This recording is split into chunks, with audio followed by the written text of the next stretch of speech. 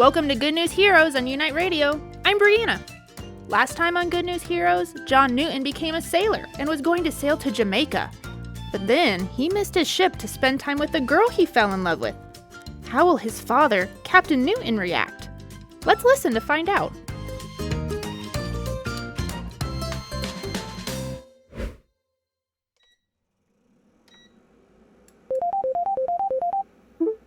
You've reached Mike Kingston from Fit for a King Contractors. How may I help you?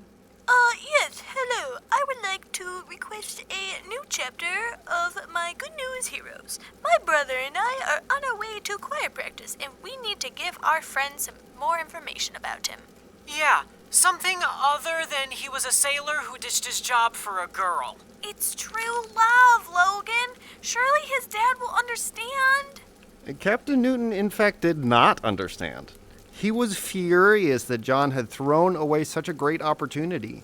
Captain Newton decided that John needed to learn what it was like to be a normal sailor, not the captain's son. He put John on a ship going to Venice. Well, it couldn't be that bad, right? John already had a lot of experience sailing. Maybe that's what John thought too, but it was much harder than he expected. John was treated like a normal sailor, not the captain's son, and sailors were not exactly treated well in the 1700s. Why not? Life at sea was already very difficult. Captains were very strict with their crew in order to survive and make it back home successfully. John wasn't used to being treated this harshly, and the other sailors seemed to be more chaotic than he remembered. None of them believed in Jesus, and they persuaded John to join them in their bad habits. John's drinking, smoking, and other poor choices got worse during the nearly year-long voyage. I don't think Mary would like that very much. Well, I don't think he told Mary about those parts of his stories. But when he finally returned from his trip, Mary was all he could think about. Not too long after he returned to the harbor, John paid another visit to the Catlets. They were so glad to see him again.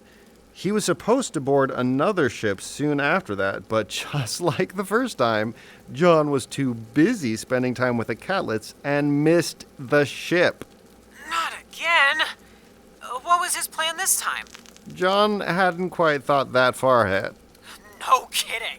One night in March of 1744, he was thinking all about Mary while on a walk, but he didn't notice that he was being followed. I miss the Catlets already, but I especially miss Mary. Why didn't I tell her I love her? She seems to enjoy when I visit. Maybe she would be willing to marry me one day.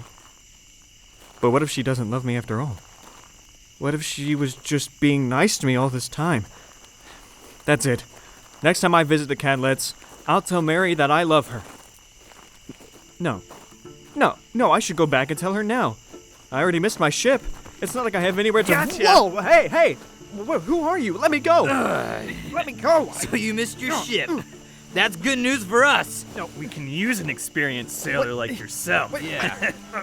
By the authority of the king, you are being enlisted in the service of the British Royal Navy. You can't do this to me! Let me go! Oh, but we can. You belong to us now, boy. My father is a captain. He won't stand for this. I have served loyally for decades. You cannot just take my son into service without my Father, consent.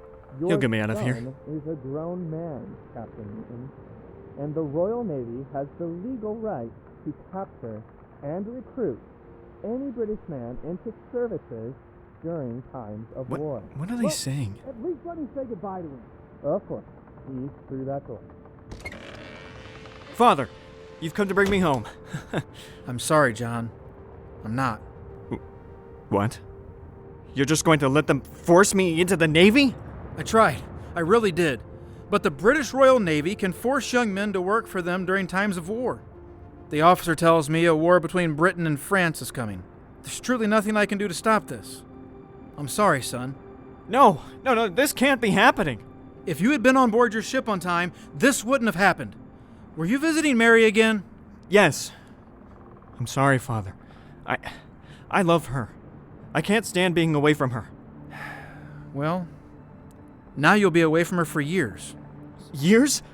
How many? I don't know. But if you survive and are released from service, your stepmother and I will be waiting for you at home. Goodbye, John.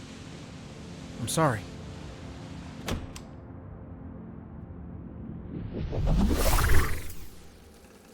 See? If you get distracted by love, you get kidnapped by the Navy. Oh, boo!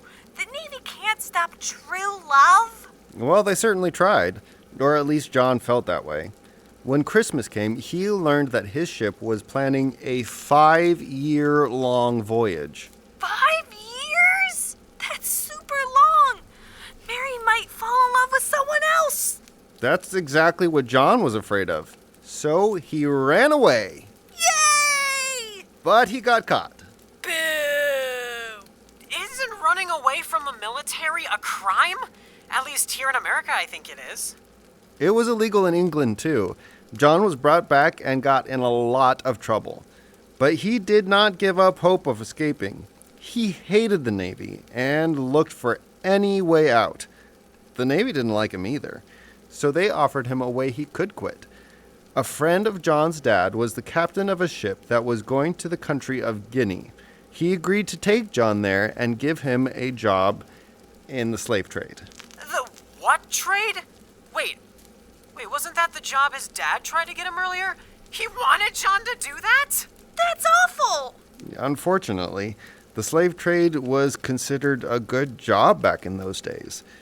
Much like many other sailors, John didn't see any problem with it. He happily agreed to take the job, especially since it got him out of the Navy. In Guinea, he met a man named Amos Clow. Amos was a slave trader who taught John all about slave trading. And as you can see here, once the slaves are brought into the camp, they are locked up in these prisons called barracoons to wait for a ship to take them. There are so many of them. Where do you find them? Some of them are captured by Englishmen, but traveling that far into Africa is very dangerous. Most of the ones I buy from African chiefs and kings. You do business with the Africans. I didn't know that. They're willing to sell their own people as slaves? Oh yes, it's much easier for me to buy slaves from them. The slaves they sell to me aren't all people from their own tribes. Most of these slaves were taken prisoner during wars between the tribes. Even the women and children? Yes, even them. If the men are warriors, how do you keep them under your control? We make an example of the ones who cause problems. There's always the whip, but if a group of slaves is particularly rebellious, a slave trader ship will simply throw a few overboard to scare the rest into doing what they are told. And it works? Oh yes. Many of them would rather risk a life of slavery instead of face death. But you can't throw too many overboard, of course. You would lose so much money. And a strong, healthy group of slaves can make you very rich. So, what do you say? You want to be business partners? Well, I like that very much. Welcome to the slave trade, Mr. Newton. Amos? Ah, darling. John, this is my wife, P.I. Darling, this is my new partner, John Newton. Pleasure to meet you, P.I. I'm sure it is. P.I. is the daughter of a tribal chief. Her influence has helped me buy many slaves at a great price. I married a princess and made her my queen. P.I. will help us. You can count on her. All right. Thank you, ma'am. You're welcome, Mr. Newton. Now, first order of business. Before you can make your first sale, you need to build your own barracoon. It'll take a while, but you have all my resources available to use. Thank you. I'll get right to work. You won't be disappointed.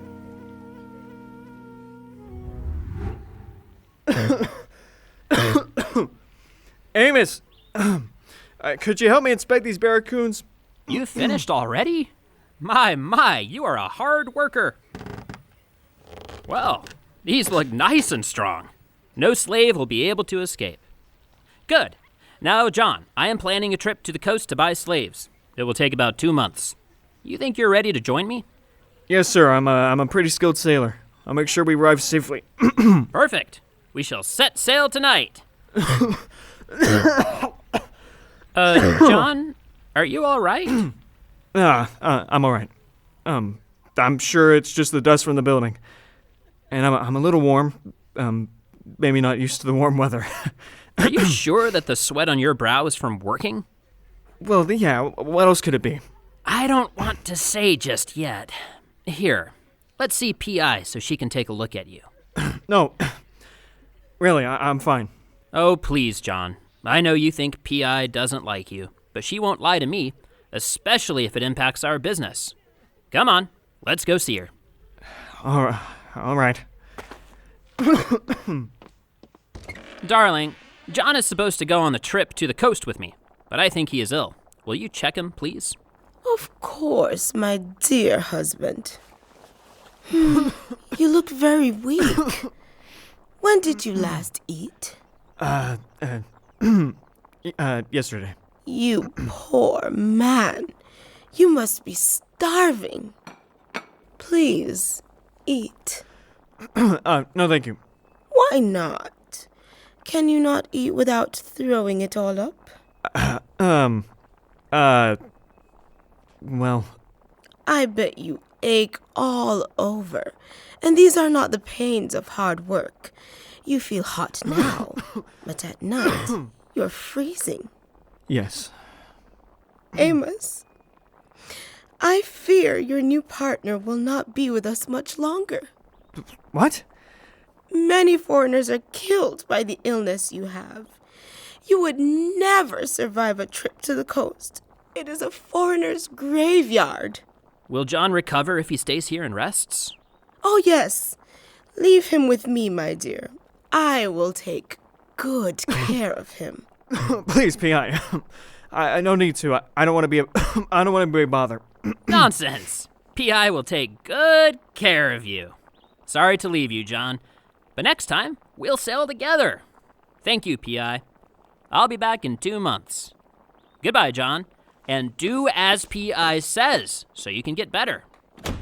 Yes, you do as P.I. says. Servants, lock him in the empty hut next to the barracoons. No, please, P.I. Whoa, hey, let go, please.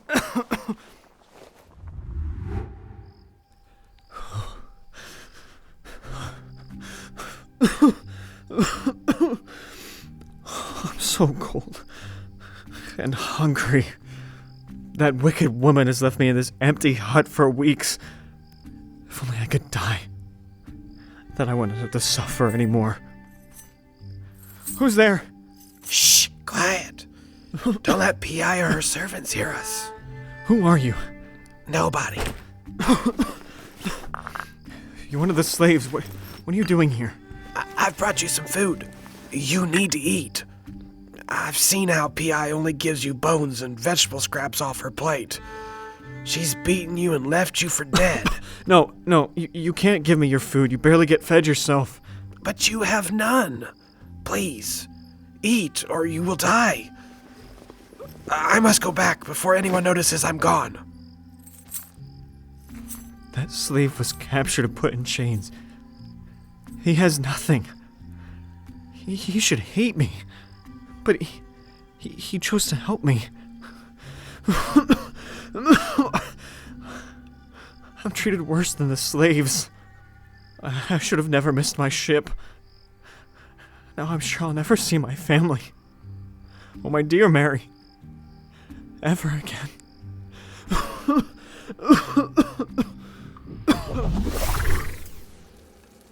I know it's terrible that John was even working in the slave trade, but I can't help but feel bad for him.